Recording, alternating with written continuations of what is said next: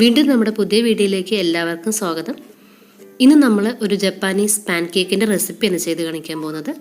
ഡോറായാക്കി അല്ലെങ്കിൽ Dora pancake. അത് 2 പാൻകേക്ക്സ് തയ്യാറാക്കിയിട്ട് അതിൻ്റെ അകത്തൊരു ചോക്ലേറ്റ് സ്പ്രെഡിൻ്റെ ഫില്ലിംഗ് ചെയ്തെടുക്കുന്നതാണ്.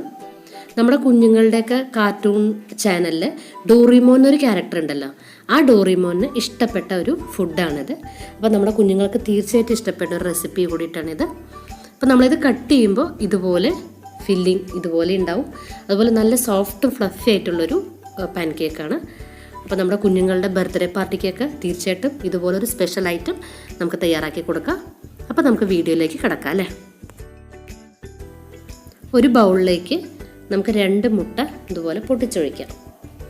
അതിനുശേഷം നമുക്കിതിലേക്ക് പഞ്ചസാര അത് ചേർത്തിട്ട് നന്നായിട്ടൊന്ന് മിക്സ് ചെയ്തെടുക്കണം.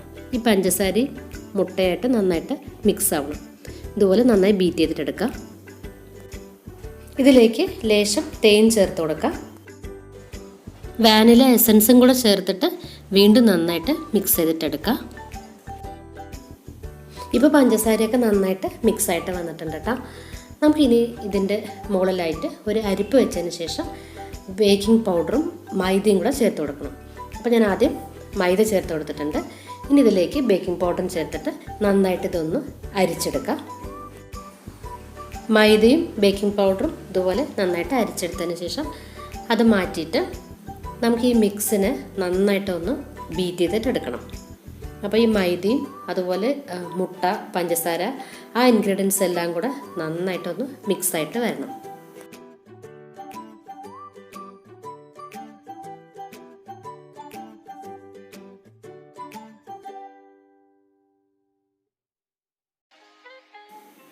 നമുക്ക് ഇനി ഇതിലേക്ക് ലേശം വെള്ളം കൂടെ ചേർത്ത് കൊടുക്കാം. മാവ് കുറച്ചുകൂടെ ലൂസായിട്ടുള്ളൊരു കൺസിസ്റ്റൻസിയാണ്.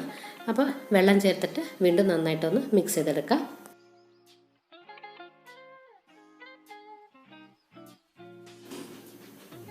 നമ്മുടെ മാവിൻ്റെ കൺസിസ്റ്റൻസി ഇതുപോലെ ഇരിക്കണം.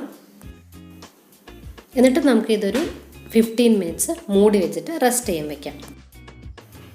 15 മിനിറ്റിന് ശേഷം നമ്മൾ തുറന്ന് നോക്കുമ്പോൾ ഈ മാവിൽ കുറേ ബബിൾസൊക്കെ വന്ന് കാണും.